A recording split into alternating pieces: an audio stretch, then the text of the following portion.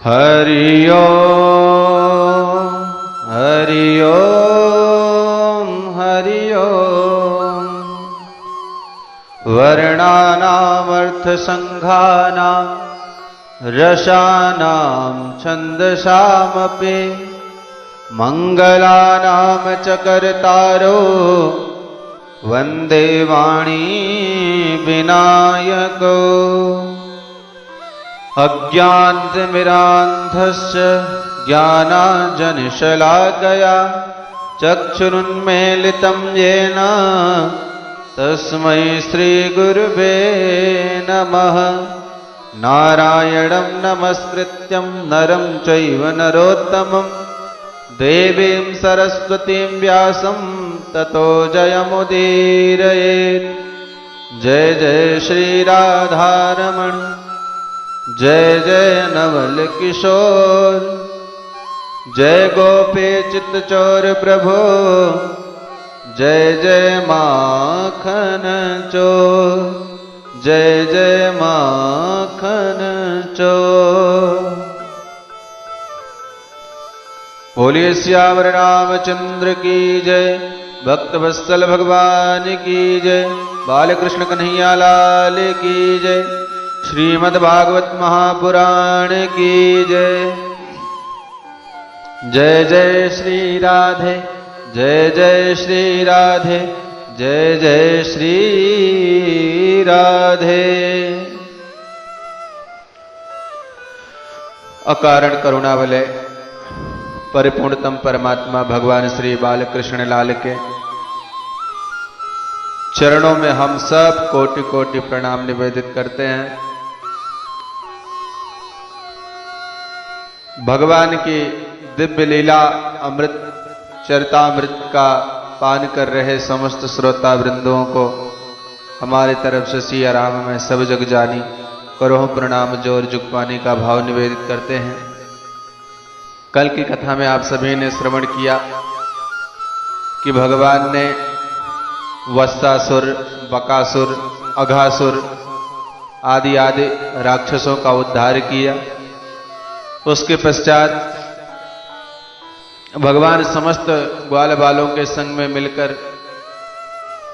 यमुना के पावन पुलिन पर बैठ करके दही भात खाते हैं। कभी इसका जूठा खाते हैं तो कभी उनका जूठा खाते हैं। ब्रह्मा जी व्यामोहित हो गए कि आखिर ये कैसा भगवान है जो जूठा मीठा खाता है, किसी भी पवित्रता का विचार नहीं कर रहा है। तो ब्रह्मा जी ने क्या किया, जितने भी बछड़े थे सबको चुरा लिया, और बछड़े ही नहीं चुराया बल्कि बाल गोपालों को भी चुरा लिया। ब्रह्मा जी के मन में शंका हो गई कि आखिर ये भगवान है भी कि नहीं है। तो भगवान ने क्या करा, भगवान ने स्वयं बछड़ा भी बना और ग्वाल बाल भी बने, उनके लाठी डंडे भी बने, और जैसा जिन गोपाल गोपालों का स्वभाव था वह स्वभाव भी भगवान ने धारण कर लिया। और 1 साल तक किसी को पता नहीं चला। एक दिन मैया ने कहा कन्हैया गैया चराने बछड़ा चराने जाना तो, लेकिन बहुत दूर तक मत जाना। कन्हैया जब वहां गए तो दाऊ जी चक्कर में पड़ गए। पहले जिन बछड़ों में देखता था तो किसी में ऋषि मुनि का दर्शन होता था, किसी में देवताओं का दर्शन होता था। आज तो इनमें ना तो कोई देवता नजर आता है ना कोई ऋषि मुनि का दर्शन होता है। मुझ में ही तुम दिख रहे हो, ये क्या चक्कर है? सब में आप मुझे ही दिख रहे हो, क्या चक्कर है? तब गोविंद मुस्कुरा करके बोले दाऊ भैया 1 साल में सब मई बनो घूम रहे हो। दाऊ जी ने पूछा का मतलब? तो वह सब ब्रजवासी और बछड़े कहां हैं? भगवान बोले वह तो सब ब्रह्मलोक में आराम कर रहे हैं। तब पूरा रहस्य दाऊ जी को प्रभु ने विस्तार से समझाया। दाऊ जी ने कहा गजब हो गया भैया, साल भर होने को आ गया, हमें ही पता नहीं चला। तो सोचिए जब संकर्षण प्रभु को पता नहीं चला तो अन्य सर्वसाधारण को क्या समझ आता। जो बछड़े बड़े बड़े हो गए थे, घास खाने लगे थे, भूसा खाने लगे थे, तो गायें प्रायः उनको फिर दूध पिलाना बंद कर देती हैं। पर आजकल गायों ने बड़े बड़े बछड़ों को भी दूध पिलाना प्रारंभ कर रखा है। प्रेम की ऐसी विचित्र स्थिति देख करके दाऊ जी को आज बात समझ में आ गई है। और उधर ब्रह्मा जी को लगा चल करके देखो क्या हाल चाल है। ब्रह्मा जी ने वृंदावन आए तो वही ब्रजवासी, वही बछड़े, वही कन्हैया और वही खाने पीने के ढंग। ब्रह्मा जी के चारों सिर चक्कर खा गए। राम राम, मैं तो इन सबको अभी अभी ब्रह्मलोक में सुला करके आया हूं, तो ये नीचे कैसे आ गए। फिर दौड़ करके गए, ऊपर देखा तो सब सोते नजर आए। फिर नीचे दौड़ करके आए तो नीचे भी सब लोग खेलते नजर आए। अब ब्रह्मा जी के चारों सिर चक्कर खा गए। अब आखिर इनमें असली कौन है भैया और नकली कौन है। सत्याह के कतरे नेति ज्ञातुम नेष्टे कथश्चन। ओह, समझ गया समझ गया, ये चमत्कार प्रभु नारायण के अतिरिक्त कोई नहीं दिखा सकता। इसका मतलब है कि कृष्ण साक्षात परमात्मा है। अरे राम राम, परम पिता प्रभु की मैंने परीक्षा ली। अरे भाई, बड़े लोग छोटों की परीक्षा लेते हैं, गुरुदेव शिष्य की परीक्षा लेते हैं। शिष्य को क्या अधिकार है जो गुरु जी की परीक्षा लेवे। मैंने प्रभु नारायण की परीक्षा ली, चलो माफी मांगनी चाहिए, गलती बहुत बड़ी हो गई। परमात्मा जिज्ञासा के विषय हो सकते हैं, परीक्षा के नहीं। अथा तो ब्रह्म जिज्ञासा, जानने की इच्छा तो आप कर सकते हो, परमात्मा की परीक्षा की योग्यता हम में नहीं है। भगवती सती ने परीक्षा ली, उसका क्या परिणाम हुआ। रावण ने परीक्षा ली तो क्या परिणाम हुआ।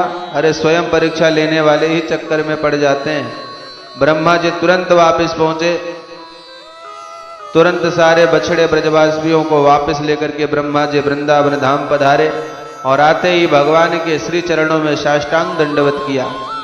असली ब्रजवासियों और बछड़ों को आता देख भगवान ने अपनी नकली रूप सब अदृश्य कर दिए। ब्रह्मा जी को चरणों में पड़े। जब ब्रजवासियों ने देखा तो बोले, अरे कन्हैया, ये चौमुआ कौन आ गए हो भैया। तब से उस क्षेत्र का नाम चौमुआ हो गया। दिल्ली से मथुरा जाने से थोड़ा पहले चौमुआ कस्बा मिलता है। ब्रह्मा जी ने आज चारों मुखों से प्रभु की स्तुति करते हुए 40 श्लोकों में महिमा भगवान की गाई। नौमीड्यते भ्रवपुषे तटिदंबराय गुंज वसंत वतंस परिपिच्छल सन्मुखाय वन्यस्त्रिजे कवल भेत्र विषाण वेलु लक्ष्म श्रिये मृदुपदे पशुपांकजाय। हे स्तुति करने योग्य प्रभु, मैं आपको बारंबार प्रणाम करता हूं।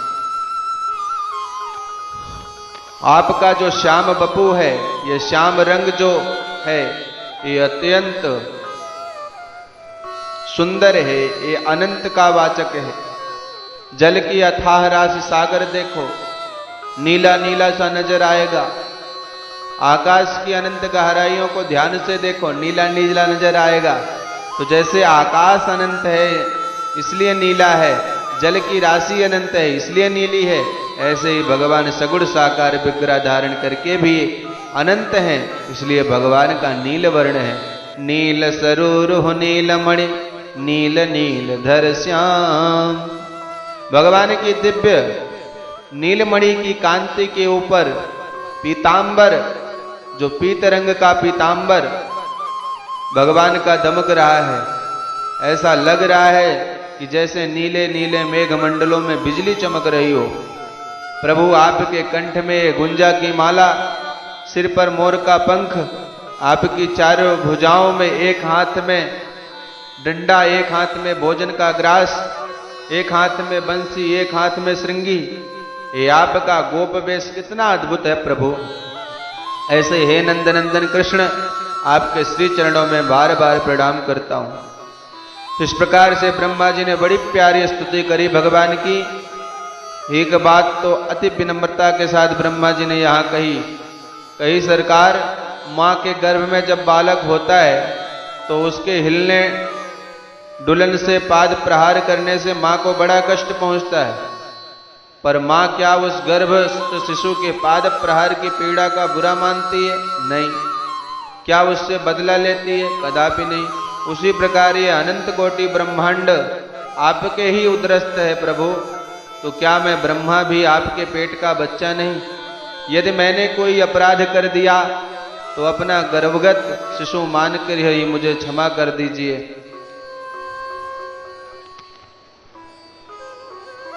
उच्छेपणं गर्भगतस्य पादयो किं कल्पते मातुर्दुःख जागसो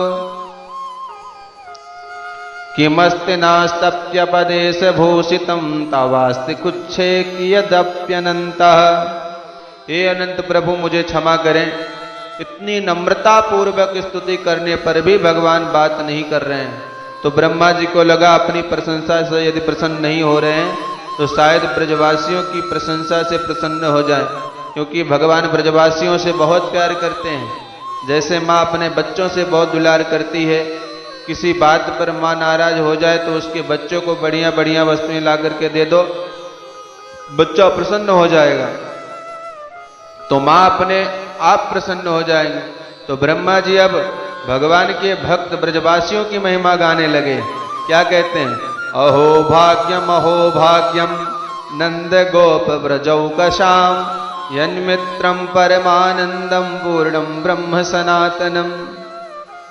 चारों मुखों से ब्रजवासियों के भाग्य की महिमा गा रहे हैं। कितने भाग्यशाली हैं, कितने भाग्यशाली हैं। कौन इनके परम सौभाग्य की महिमा का वर्णन कर सकता है? अरे स्वयं मैं विधाता और कई बड़े बड़े देवता जिनकी एक कृपा में दृष्टि पाने के लिए तरसते हैं, शेष गणेश महेश दिनेश सुरेश हूँ जाहि निरंतर ध्यावे। और वही परमात्मा इस वृंदावन में ताही अहिर की छोहरिया छछिया भर छाछ पे नाच नचावे। उसी परम तत्व को ब्रज की ग्वालिनियां कहती हैं, कन्हैया ने एक ठुमका मार के नाच दे, तेरो नाच नीक लाग्यो तो ताजो ताजो माखन खवाऊंगी, छाछ पियाऊंगी। और तनिक गोपियों की छाछ के लिए कन्हैया ठुमुक ठुमुक करके नाचते हैं। मेरो नाच पसंद आयो अब पिवाएगी। देवता देख देख करके निहाल हो रहे हैं। देखो देखो विश्वंभर की छाछ के पीछे नाचना पड़ रहा है। इस जगन्नाथ प्रभु को देखो किस प्रकार से ब्रजवासियों के क्रीड़ा मृग बनकर के विहार कर रहे हैं। एक बार एक गोपी लाला का दर्शन करने आई। अब कोई न कोई बहाना तो चाहिए, तो मैया के पास आकर के लाला के दर्शन के लिए बहाना क्या ढूंढा। मैया बोली कैसे आई? अब सीधी सीधी कह ना सके कि तेरे लाला को देखबे को आई। तो बोली मैया बस नेक गोबर की जरूरत पड़ी, सो गोबर लेवे आए गई। मैया बोली बावरी या में पूछबे की का बात है, चली जा गौशाला में, तमाम गोबर पड़े है। तुरंत तिरछी निगाह से लाला को निहारती हुई गौशाला चली गई। टोकरी में गोबर भरती गई और गौशाला में कन्हैया भी पहुंच गए। ये का ले रही है, कितनों ले रही है? अब भगवान भी तो सबकी भावना को समझते हैं। वह जिस उद्देश्य से आई है उसकी पूर्ति के लिए प्रभु भी पहुंच जाते हैं। तो कन्हैया तिरछी निगाह से खड़े खड़े सब देख रहे थे।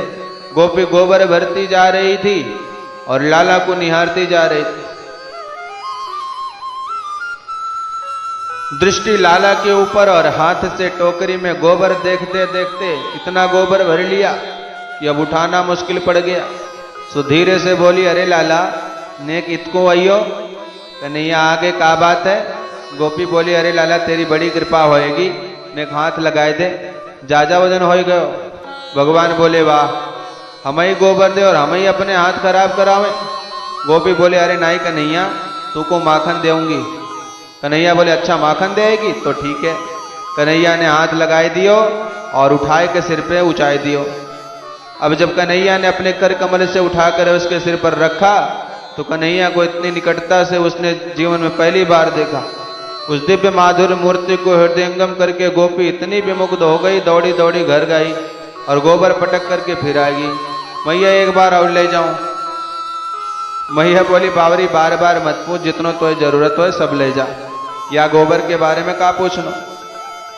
फिर भरवे लागी। लाला फिर खड़े हो गए। जब ज्यादा भर गई फिर बुलाए अरे लाला एक बार और ऊंचाई दे। कन्हैया बोले सुन हिसाब पक्को पक्को होने चाहिए, जितनी बार उचाएंगे उतने ही माखन के गोला खाएंगे। अरे हाँ हाँ लाला पक्की रही। कन्हैया बोले तो पतो कैसे चलेगा कि हमने कितनी बार उचायो, तेरो का भरोसो, कितने चक्कर लगायो। गोपी बोली तो फिर एक उपाय है, तुम जितनी बार उचाओगे उतनी बार गोबर के टीके लगाती जाऊंगी, बाद में गिन करके उतना ही माखन दे दूंगी।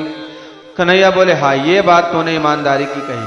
फिर क्या था, उचा दिया, गोपी फिर गई, खाली करके फिर आई गई। अब अनेकों बार उसका आना जाना लगा रहा है। ऐसी सुंदर छटा देखने को पहली बार मिल रही है और बार बार आती है, उसका मन ही नहीं भरता। अब इतने गोबर के टीके लगे कि पूरा मुंह गोबर से भर गया। अब कोई जगह ही शेष नहीं बची जहां टीका लगाया जा सके। कन्हैया दौड़े दौड़े भीतर आए। अरे मैया देख जो चेहरा दिखायो कि मैया को बड़ी हंसी आई। छोरे लाला ये गोबर गणेश कौन बनाए दियो तुमको? अरे राम राम पूरा मुंह गोबर में पोत रखो, चल साफ कर। जैसे ही कन्हैया के मुंह पर हाथ फेरियो, कन्हैया ने हाथ पकड़ लिया। अरे मैया गजब हो जाएगो, सारो हिसाब चौपट हो जाएगो। अरे मैया जितने टीके हैं ना उतने ही माखन के गोला मिलेंगे मुंह को। मैया बड़ी जोर से हंसी। हे भगवान घर में लाखन गैया है, दूध दही के हजारन मटका है, पर ये दारी को हमेशा माखन को ही लोभी बने रहे हो। गोपियां ये सब देख करके विमुग्ध होती हैं, ब्रह्मादि देवता निहाल हो जाते हैं। जय हो प्रभु, परमात्मा का इतना सरलीकरण जो ब्रज में हुआ वह कहीं भी संभव ही नहीं। इसलिए ब्रह्मा जी आज खुल करके ब्रजवासियों की सराहना करके आघाते नहीं। ब्रह्मा जी तो यहां तक बोल गए, प्रभु भले ही आप सर्वसमर्थ हो, परंतु मुझे लगता है कि आप भी इन ब्रजवासियों के ऋण से उऋण नहीं हो सकते। भगवान बोले वह कैसे? ब्रह्मा जी बोले अच्छा बताओ कि आप कैसे उऋण होगे?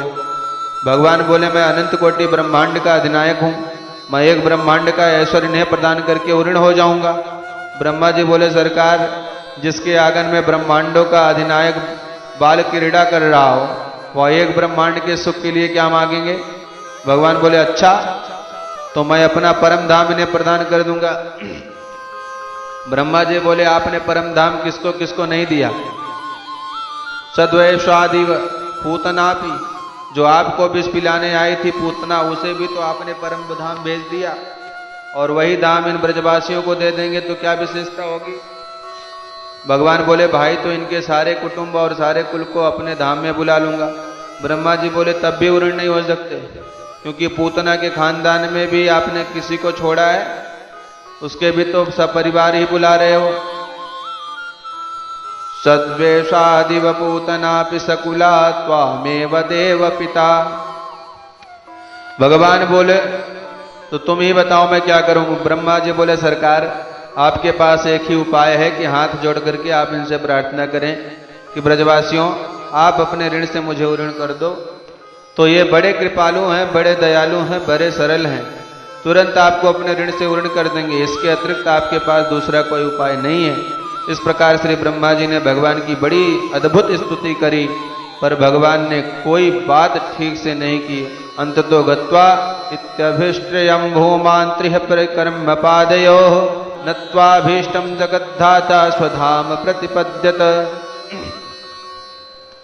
3 बार ब्रह्मा जी ने भगवान को प्रणाम किया और फिर विधिवत परिक्रमा देकर अपने धाम को प्रस्थान किया। ब्रह्मा जी के जाते ही असली ब्रजवासियों के साथ आज 1 वर्ष बाद भगवान घर लौटे।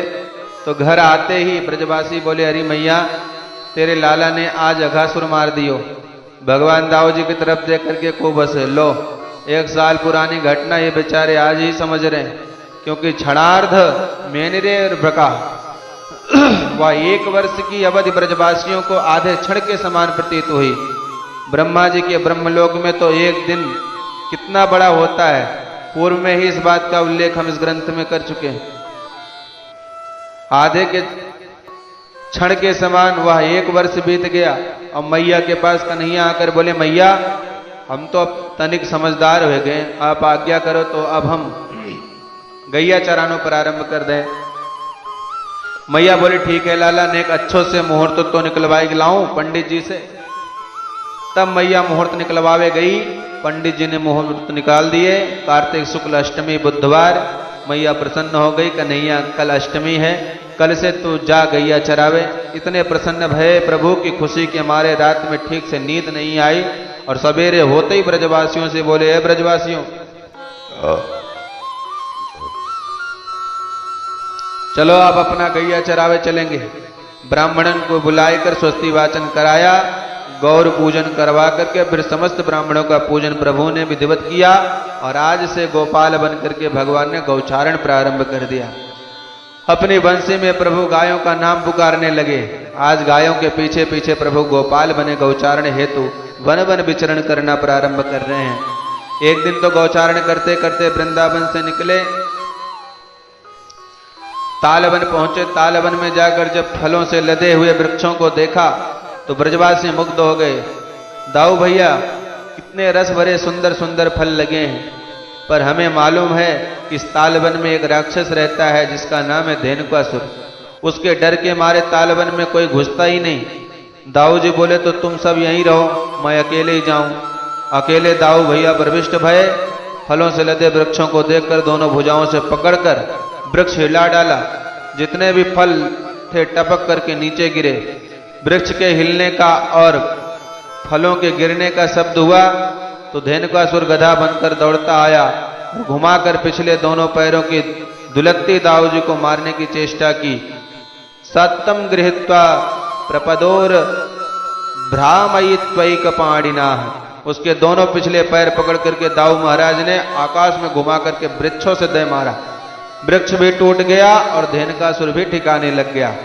ब्रजवासियों ने जय जयकार बोल करके खूब चकाचक फल खाए, पोटरी बांध बांध कर अपने घर भी लाए। प्रभु ने विचार किया धेनुकासुर से फलों का दुरुपयोग हो रहा था, सो श्री दाऊ भैया ने उसे ठिकाने लगाकर सबके लिए फलों को मुक्त कर दिया। अब जल को दूषित कर रहा है कालिया नाग, सो उसे मार करके भगाने का काम मुझे ही करना पड़ेगा, क्योंकि हमारे दाऊ जी हैं शेषनाग और मुझे मारना है कालिया नाग। इसलिए काम तभी किया जाए जब दाऊ जी मेरे संग ना हो, अन्यथा हो सकता है दाऊ भैया अपनी जाति का पक्ष ले बैठे। तो भगवान ऐसे अवसर को ताकने लगे और उन्हें अवसर मिल गया। मैया तो दाऊ जी का जन्मदिन का उत्सव धूमधाम से घर में मना रही थी और भगवान बिना दाऊ जी को लिए कुछ ग्वालों के साथ कालीदह पर क्रीड़ा करने पहुंच गए। गायों ने जैसे ही विषाक्त जल पिया सो सब मरणासन्न हो गई, आंखें निकल आई, मूर्छित होकर के गिर पड़ी। भगवान को बड़ा कष्ट हुआ, मेरी गौमाता को कष्ट देने वाले दुष्ट कालिया नाग, मैं तुझे छोड़ूंगा नहीं। अपनी अमृतमयी दृष्टि से भगवान ने गायों को तो स्वस्थ कर दिया, उनका सब विष दूर कर दिया, परंतु कालिया नाग को दंड देने के लिए कदम्ब पर गोविंद चढ़ गए। बिलोक्य दूषिताम कृष्णाम कृष्णा कृष्णा हिना विभु तस्याह विशुद्धमन्विच्छन् सर्पं तमो दवासयत। ध्यान से देखिए, इस श्लोक में 3 बार कृष्ण शब्द आया। भगवान श्री कृष्ण ने कालिंदी कृष्णा में काली कृष्ण देखा तो आज उसकी मारने का विचार पक्का बना लिया, क्योंकि मैं कृष्ण, कृष्णा मेरी कालिंदी, तो हम कृष्ण और कृष्णा के बीच में तीसरा कृष्ण काली कहां से घुस गया। पुराणांतर प्रसंग ये भी है कि प्रभु ने कंदुक क्रीड़ा की और जानबूझकर श्री दामा की गेंद कालीदह में फेंक दी, पर यह भागवत का प्रसंग नहीं है। भगवान गेंद लेने के बहाने कदम पर चढ़ गए, ब्रजवासी घबरा गए। कन्हैया गिर मत जाइयो। भगवान बोले, बिल्कुल मत घबराइयो, मैं तो एक क्षण में हाल ही में आऊं। और कहते कहते कन्हैया ने एकदम छलांग मार दी। बच्चों के साथ घटे घटनाक्रम का माँ को किसी न किसी रूप में संकेत मिल ही जाता है। मैया को अचानक अपशुनकुन होने लगा, ब्रजवासी घबराने लगे। उधर ब्रजवासी रोते रोते पहुंचे, मैया तेरे कन्हैया कालीदह में गिर गयो। और सब जानते थे कालीदह में गिरने वाला बचता नहीं, इसलिए अनिष्ट की आशंका सारे ब्रजवासी चीत्कार करते हुए पशुओं की तरह बिना मार्ग देखे कालीदह की ओर दौड़ते भागते चले गए। आबाल वृद्ध वनिता सर्वेंग पशुवृत्तया निर्जग मुर्गो कुलाद दीना कृष्ण दर्शन लालसा। सब ब्रजवासी गोविंद के दर्शन की अभिलाषा में भागते चले जा रहे हैं। उधर जब नाग पत्नियों ने भगवान की दिव्य बाकी झांकी को देखा तो विमुग्ध हो गई। सखी इतना सुंदर बालक आज तक नहीं देखा। प्रकट होकर के बोले, वत्स तुम्हें मालूम है जो यहाँ गिरता है बचता नहीं। हमारे स्वामी अभी सो रहे हैं, ये तुम्हारा सौभाग्य है, वह जागे उससे पहले भाग जाओ। भगवान बोले, जगाए दे अपने स्वामी को, हम तो वाते ही मिलवे आए हैं। इतनी जोर से बोले कि कालिया नाग की नींद खुल गई। भगवान को देखते ही क्रोध में भरा कालिया नाग ने 101 फणों से जो फुफकार मारी, काली दह में ज्वार भाटा आ गया। पूरे हृदय में हलचल मच गई। ब्रजवासी और ज्यादा चीखने चिल्लाने लगे, ये क्या हो गया, लगता है कालिया नाग जग गया। परंतु जब तक भगवान सावधान होते तब तक तो कालिया नाग ने एक छलांग मारी और भगवान को अपने शरीर में लपेट लिया। इसलिए सर्प का एक नाम भोगी, जिसके शरीर को लपेट ले उसे प्राण लेकर ही छोड़ता है। नाग का पास बड़ा प्रबल है, नाग पास से बचना बड़े बड़े वीरों के लिए भी कठिन हो जाता है, इसलिए नाग पास बहुत प्रसिद्ध है। श्री रामभद्र को मेघनाथ ने नाग पास से ही बांधा था, तब जाकर के गरुड़ जी को खोलना पड़ा था। सो गरुड़ जी को मोह हो गया कि ये कैसे भगवान, हमने इन्हें मुक्त किया, परमात्मा दुनिया को मुक्त कर देते हैं और हमने इन परमात्मा को मुक्ति दी। गरुड़ जी चक्कर में पड़ गए। भगवान की लीला इतनी विचित्र होती है कि बड़े बड़े प्रबुद्ध जन भी व्यामोहित हो जाते हैं, बिरले ही संभल पाते हैं। आज इस कालिया नाग ने झपट्टा मार करके प्रभु को अपने शरीर से लपेट लिया। पर ब्रजवासियों को रोते चीखते जब प्रभु ने देखा तो प्रभु को लगा कि अब ज्यादा लीला करना ठीक नहीं, मुझे यही ब्रजवासी अपना जीवन धन मानते हैं, कहीं आवेश में ये भी छलांग न मार बैठे।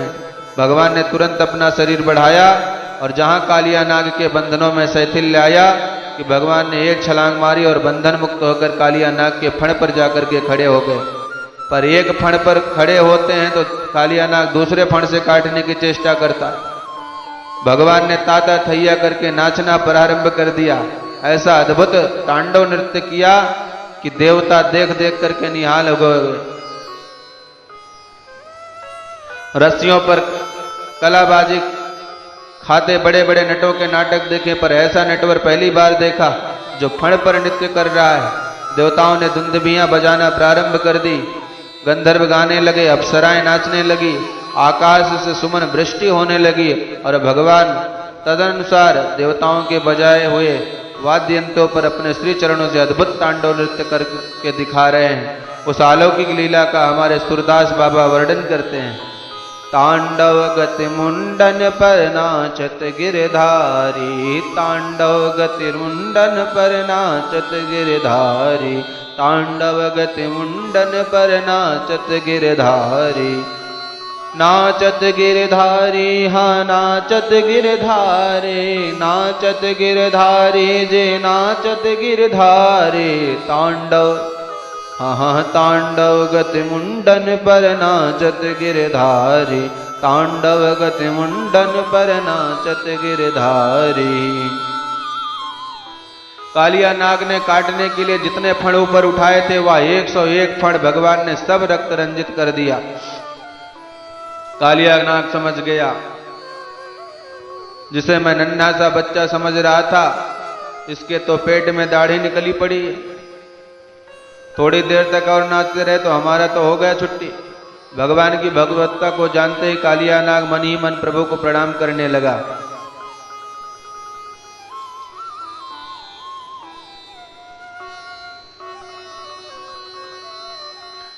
तच्चित्र तांडव विरुग्ण फणात पत्रो रक्तम मुखैरुर वामन नृप भग्न गात्रः स्मृत्वा चराचर गुरुं पुरुषं पुराणं नारायणं तमरणं मनसा जगाम।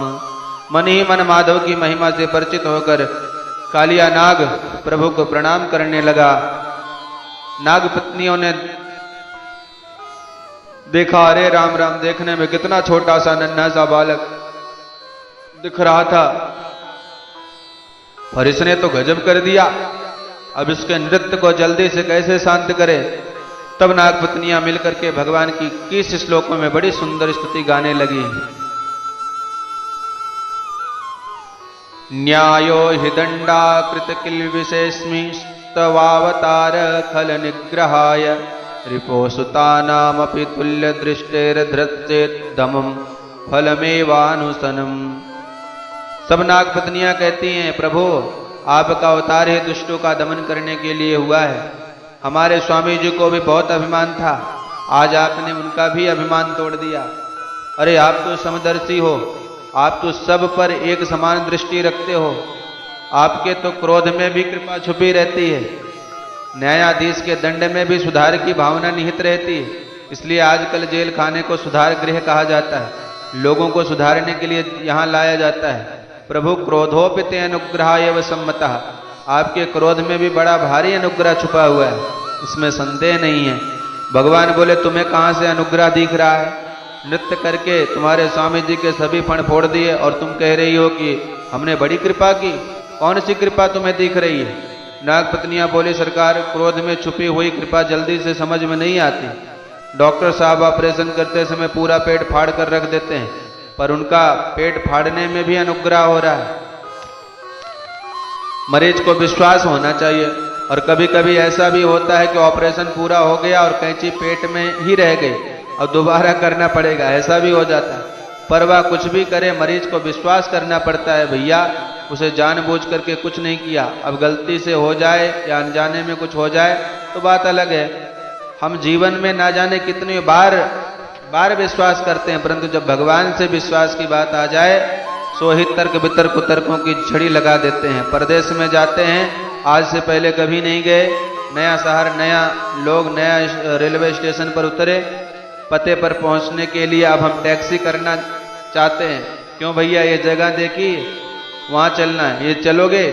उसने कहा बिल्कुल चलो, बैठो। अब तुम्हें यदि विश्वास ना हो कि भगवान जाने कहाँ लेकर के पहुंच जाए तो बोलो पहुंच सकते हो पते पर क्या करें, बाध्य होकर के आपको विश्वास करना ही पड़ेगा। विश्वास करके बैठोगे तभी लक्ष्य तक पहुंचोगे। नाई की दुकान पर आराम से कुर्सी पर टिक करके बैठ गए, भैया जरा फटाफट दाढ़ी बना दो, अब पहना सा उस्तरा गले पर घुमा रहा है और अपन निश्चिंत होकर के बैठे, ये क्या है? विश्वास ही तो है।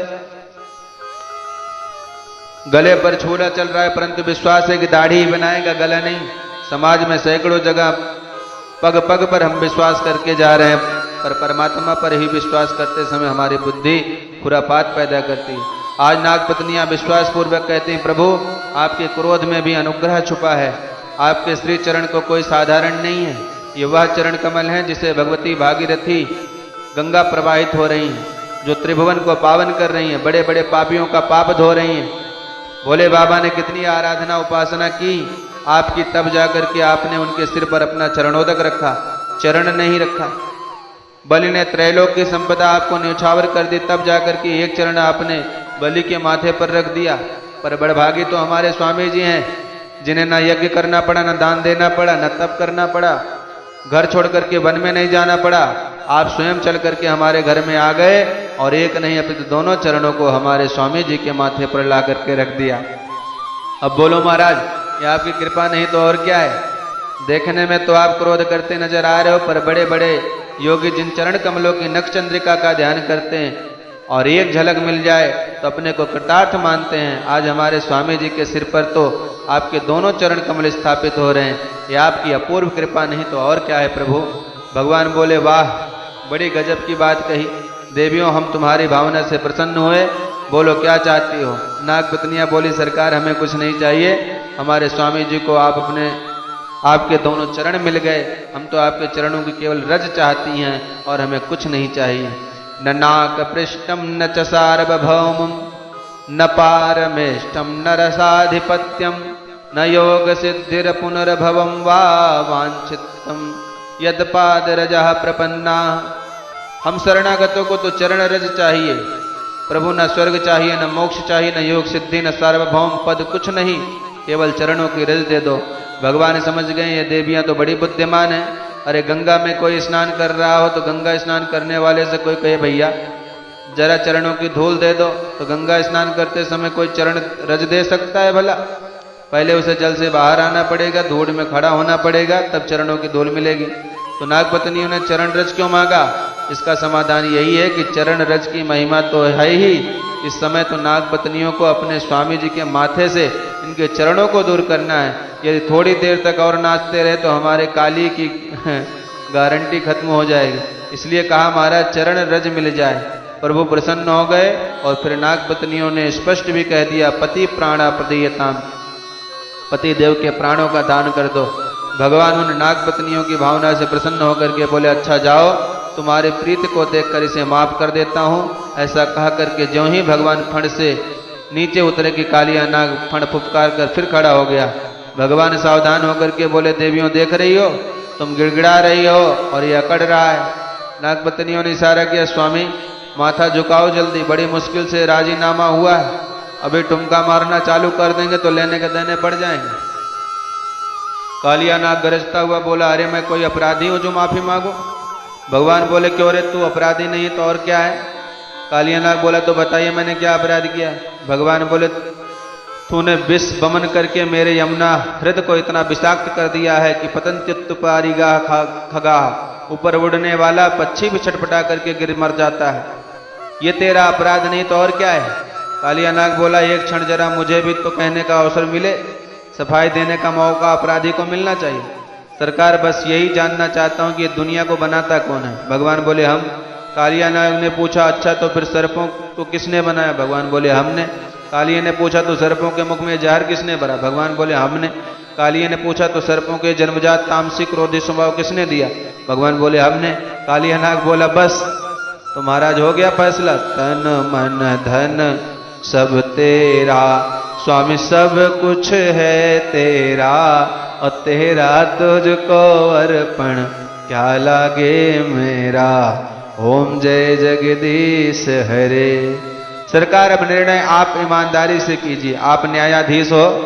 जब आपने ही मुझे सर्प योनि दी है, मुंह में जहर दिया है, स्वभाव में क्रोधित बना दिया है, तो जो आपने हमें दिया है वह हमने आपको दे दिया, तो मेरी गलती क्या रही?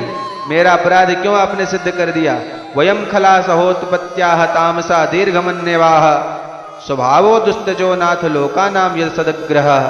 कोई भी अपनी प्रकृति के द्वारा प्राप्त स्वभाव को कैसे बदल दे? मैं अपने स्वभाव को कैसे छोड़ सकता हूं? मेरे मुख में जब आपने ही जहर भर दिया तो मैं मुख में अमृत कहां से लाऊं? आप चाहते तो आप भी तो विष की जगह अमृत की 2 बूंद डाल सकते थे कि नहीं? तो आप तो सर्वसमर्थ हो, और हम सर्पों के मुख में अमृत की बूंदें डाल ही दी होती तो आज हम भी घर घर में पाले जाते, प्यार से लोग पुचकार करके दूध पिलाते, अनुराग करते, स्नेह की वर्षा करते। पर ऐसा आपने जहर भर दिया कि प्यार करना तो दूर रहा, जो देखे वही कुचल करके फेंक देता है, कोई जिंदा ही नहीं छोड़ता। दिया आपने है विष और दुनिया क्रोध हम पर कर रही है, ऊपर से आप हमें अपराधी कह रहे हैं। भवान ही कारणम तत्र सर्वज्ञो जगदीश्वर, अनुग्रहम निग्रहम वा मन्यसे तद विधेहिना। आप सर्व समर्थ हो महाराज, अनुग्रह करो या निग्रह करो। कालिया नाग के इन तर्कों से भगवान प्रसन्न हो गए और बोले, भाई कालिया नाग, तेरी सारी बातें बिल्कुल सही है, परंतु यदि हमने सर्पों को विषैला बनाया तो उन्हें रहने के लिए रमणक द्वीप भी तो बनाया। तुम्हारे लिए हमने जब विशेष द्वीप का निर्माण किया है जहां सर्प जाति का ही नित्यवास है, तो तुम अपना घर छोड़ करके यहां गंदगी फैलाने क्यों आए?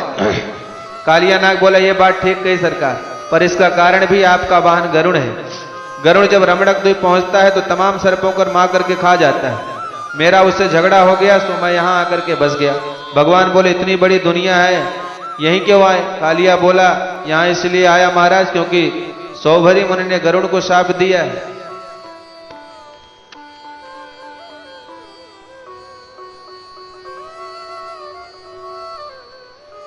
अत्र प्रावृश्य गरुणो यदि मत्स्यान् सखादयति सद्यः प्राणैर्वृज्योति सत्यमेतद ब्रह्म बीम्यहम्। यहाँ यमुना तट पर आकर गरुड़ किसी भी प्रकार की हिंसा करेगा तो निश्चित गरुड़ मारा जाएगा। तब से गरुड़ ने आना ही छोड़ दिया। यहाँ सापवत आवत नहीं, इसलिए महाराज मैं यहाँ रहता हूँ कि गरुड़ मुझे यहाँ कभी मार नहीं सकेगा। भगवान बोले, यदि यही कारण है तो अब जा, तुम वहीं रहो। अब गरुड़ की हिम्मत नहीं तुझे आंख उठा करके देख ले, क्योंकि मैंने नाच नाच करके अपने चरणों की मोहर लगा दी। मेहर मोहर लगी है तो किसी की हिम्मत नहीं जो तुम्हें कोई परेशानी पहुंचाए। भगवान ने कहा, तेरे चरण, तेरे मस्तक पर मेरे चरण कमलों की मोहर लग गई है, अब तुझे कोई परेशानी नहीं होगी, इसलिए अब तू निश्चिंत होकर के जा। कालिया नाग प्रभु को मस्तक पर बैठाए। जब बाहर निकला, ब्रजवासियों ने देखा, मैया तो डर के मारे चीख पड़ी। कन्हैया जोर से हंस करके बोले, मैया बिल्कुल मत घबराए, ये तो मेरा चेला बन गए हो। अबे हाल ही कंठी दई। सब ब्रजवासी हक्के बक्के देखते रह गए। कालिया नाग प्रणाम करके रमणक द्वीप को चला गया। दाऊ जी ने दौड़कर गोविंद को हृदय से लगा लिया। ब्रजवासियों को लगा जैसे मृतदेह में पुनः मानो प्राण का संचार हो गया। सब ब्रजवासी इतने प्रसन्न कि अंधेरा हो गया, घर जाने का ध्यान ही नहीं रहा। गोविंद से मिलने में ही मुग्ध रहे। अंत में रात में सब वहीं सोए, काली दह पर ही विश्राम करने लगे। भगवान को लगा कि अब सवेरा होते ही गैया घास खाने लग जाएंगी, ब्रजवासी फल खाने लग जाएंगे, जबकि काली दह के आसपास को घास फल सब विषय लें, क्या करें। तो भगवत इच्छा से ही रात में आग लग गई। दो दो करके अग्नि की ज्वालाएं ब्रजवासियों को घेरती हुई। ब्रजवासी सब चीखने चिल्लाने लगे, कन्हैया भैया एस घोर तमो वह निस्तव कान ग्रसते ही ना। अग्नि की ज्वालाएं तो हमें ग्रसित करती जा रही, बचाओ भैया। कन्हैया बोले, सब आंख बंद करके लो। जैसे ब्रजवासियों ने नेत्र बंद किए, भगवान संपूर्ण अग्नि का पान कर लिए। कोई महान आश्चर्य नहीं, क्योंकि भगवान के मुख से ही तो अग्नि का जन्म हुआ है। अग्नि और ब्राह्मण दोनों ही भगवान के मुख हैं, इसलिए दोनों मुखों से भगवान पाते हैं। सुखदेव कहते हैं, राजन अब वर्षा ऋतु आई। गोचारण करते हुए गोपाल के सिर मेघमंडल छाया कर जाते हैं। वृंदावन की तो विशेषता है, सर्वकाल सुखावहम। वृंदावन हर ऋतु में हर मौसम में परम सुखदायी है। 12 मास कभी भी वृंदावन चले जाओ, शायद ही कोई दिन हो जिस दिन पर्व ना हो, कोई उत्सव ना हो। 12 मास उत्सव चलते हैं। जग होरी ब्रज होरा। तो अब वर्षा के बाद शरद ऋतु आई। शरद ऋतु का बड़ा सौंदर्य है, बड़ा अद्भुत सौंदर्य है। वर्षा विगत शरद ऋतु आई। बरसात के बाद शरद ऋतु। बरसात में तो पानी गंदा हो जाता है, और शरद ऋतु के आते ही एकदम स्वच्छ निर्मल सरोवर के कमल पुष्पित होने लगते हैं, खिलने लगते हैं। तो आज की कथा बस यहीं तक। कल की कथा में हम सभी लोग शरद ऋतु का कथा सुनेंगे, और उसके आगे भगवान की बड़ी दिव्य लीलाएं हैं। बहुत दिव्य कथा है, आप सभी लोग सुनते रहिए। और निवेदन यही है कि सुनते ही रहिए, और साथ ही साथ इसको शेयर भी करते रहिए। इतना मेहनत कर रहा हूं, तो आप लोग भी इसको लोगों तक पहुंचाइए, ताकि लोग इसको अधिक से अधिक सुने और अधिक से अधिक लोगों को लाभ हो। ओम विश्वानि देव सवितर दुरितानि परासु यद भद्रम तन्नासु। ओम शांति शांति शांति सर्वारिष्टेषु शांतिर्भवतु। जय जय श्री राधे, जय जय श्री राधे, जय जय श्री राधे।